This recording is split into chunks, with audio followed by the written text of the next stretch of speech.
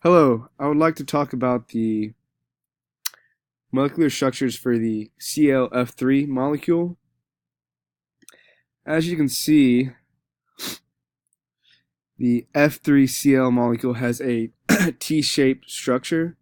This is because there's three bonds and two lone pairs on the central Cl atom. The SCF energy for this molecule is negative 757.35219 Hartrees. The dipole moment is 0.637 debye, and the direction is along the bond in the axial plane. The bond angles are between the F3 molecule and the F2 molecule and the Cl1 molecule is 90, while the bond angle between F3, Cl1, and F4 is 180 degrees. Now we know that this is like the general structure for atoms that have three bond pairs and two lone pairs of electrons. However, this is not actually what the molecule will look like.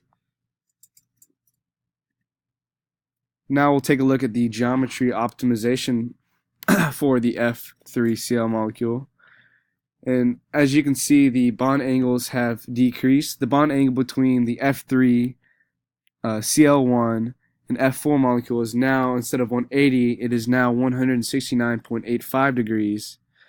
And the bond angles between the F3, Cl1, and F2 molecules 84.925 degrees.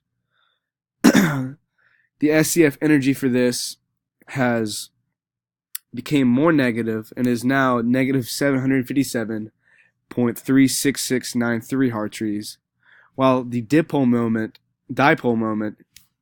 increased almost by double to 1.252 debye.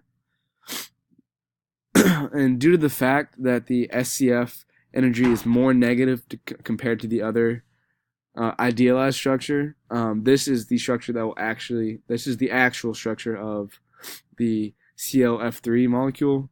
Just for clarification, the Cl molecule is the very central atom right here, while the F molecules are the three molecules branching out from the Cl molecule, 2, 3, and 4. And I want to apologize for the sniffing. I kind of have a cold right now, but that should be all. Thank you.